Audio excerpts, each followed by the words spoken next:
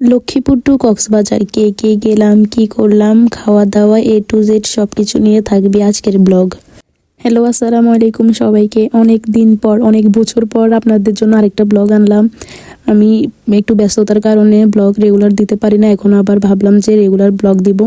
এই ব্লগে শেয়ার করব আমরা কক্সবাজারের প্রথম দিন কি কি করলাম।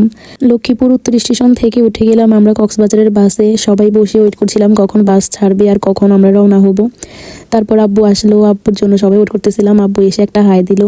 তারপর আর কোনো ক্লিপ নেওয়া হয় নাই। আমরা পতেঙ্গা টানেলে যখন আসলাম তখন এই ক্লিপটা নিছে কাইফা।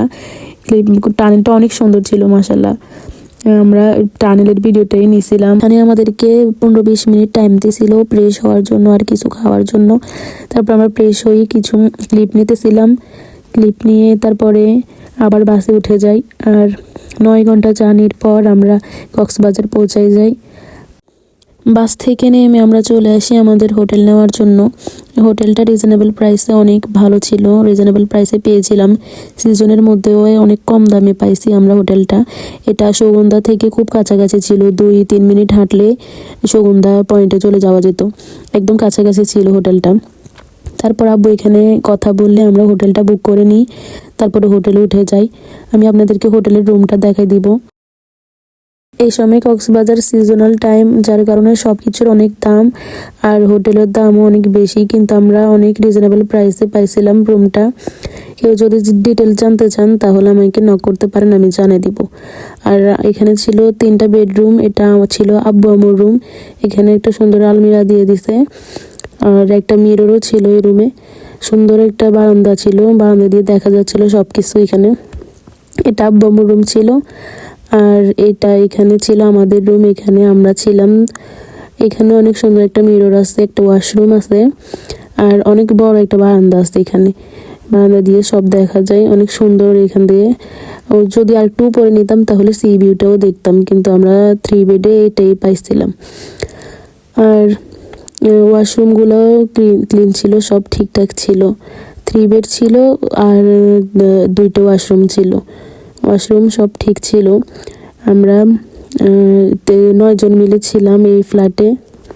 হোটেল নিয়ে আমরা আর একটু ওয়েট করে নাই আমাদের এই হোটেল থেকে। এটা ছিল আমাদের হোটেল। এখান থেকে নেমে আমরা চলে যাই ডিরেক্ট বিচে। মাত্র সূর্য উঠতেছিল আর আমরা হোটেল নিয়ে কখন বের হব বিচ দেখতে, সাথে সাথে সবাই মিলে বের হয়ে গেছি। আর এখানে আমাদের বিচে বাহিনী সবগুলো হাই দিতেছিল। তারপর আমরা বিচে চলে আসি।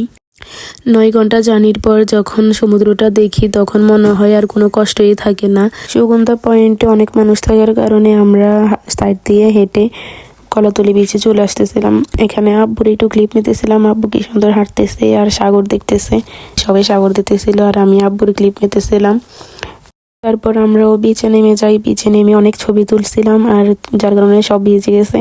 তারপর এখানে আমরা বিচের সাইডে হাঁটতেছিলাম, হেঁটে হেঁটে কলাতলি প্রায় চলে এসেছি।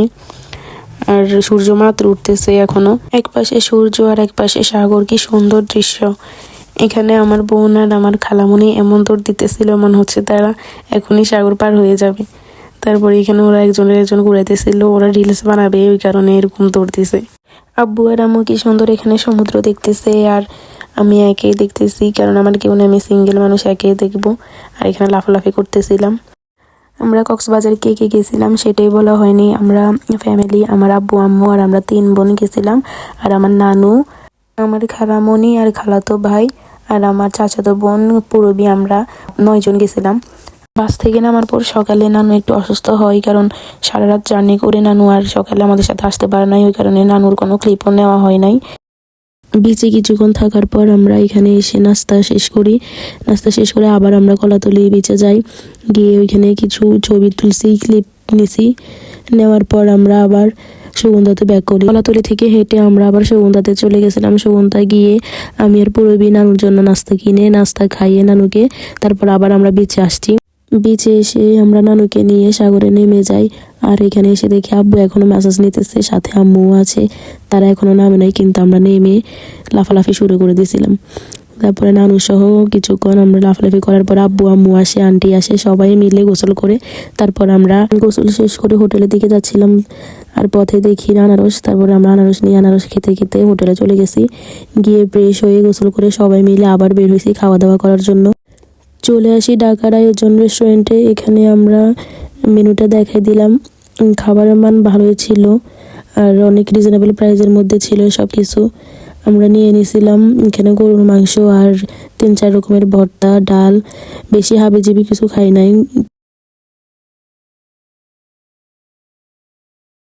আমার খাওয়া শেষ, কিন্তু তারা আবার এখানে সামুদ্রিক কিছু মাছ নিয়ে আবার খাইতেছিল, কিন্তু আমি খাওয়া দাওয়া শেষ করে বসেছিলাম।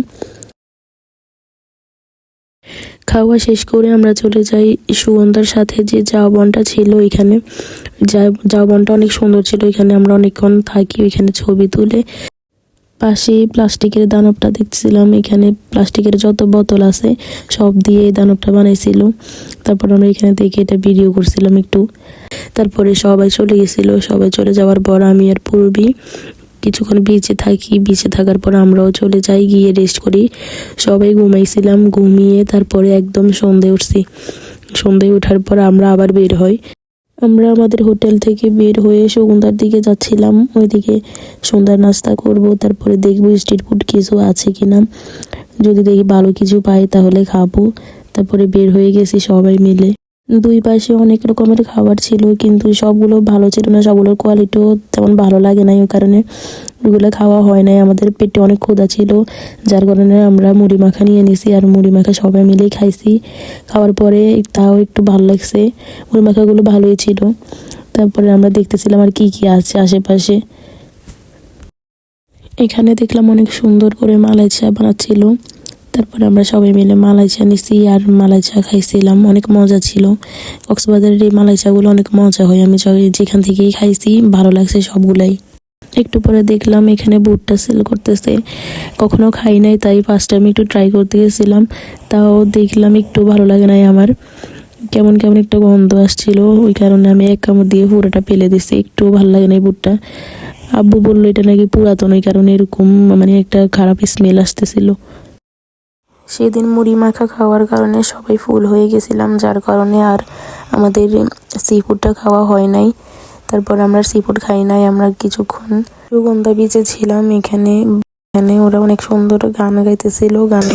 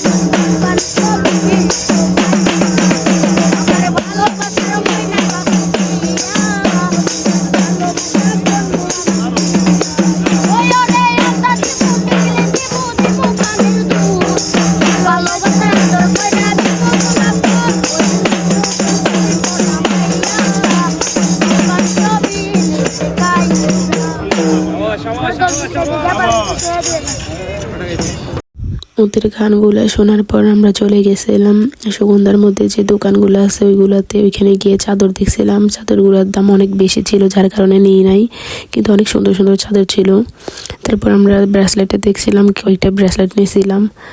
আর দোকানগুলো একটু ঘুরে দেখছিলাম, দাম কেমন সব দেখতেছিলাম। ওইখান থেকে আমরা টুকটাক কিছু জিনিসও নিয়েছিলাম, যেগুলো আমি পরে দেখাবো অন্য একটা ব্লগে। আর এখানে আমরা বসে বসে এখানে ঢং করতেছিলাম আর খাবারের জন্য ওয়েট করতেছিলাম, কখন খাবার আসবে আর কখন খাবো, ঘুমাবো। তারপর আমাদের খাবার চলে আসে। এখানে আমরা অনেক রকমের ভর্তার প্লেটার নিয়েছিলাম, অনেক রকমের ভর্তা ছিল, কারণ আমরা সবাই ভর্তা লাভার।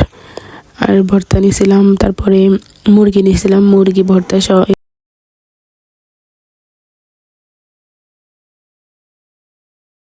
আমি আমার প্লেটটা সাজিয়ে ফেলছি সব ভর্তা দিয়ে, কি সুন্দর লাগতেছে দেখেন। তারপরে খেয়ে দিয়ে ঘুমাইতে চলে যাব সবাই। তো আজকের ব্লগটা এতটুকুই। ব্লগটা অনেক বড় হয়েছে জানি, কারণ আমি পুরোদিনে যা যা করছি সব একসাথে দিছি ব্লগে। আর আমি অসুস্থ থাকার কারণে গলা একটু ভাঙা, যার কারণে ভয়েসটা ঠিকভাবে শোনা যাচ্ছে না।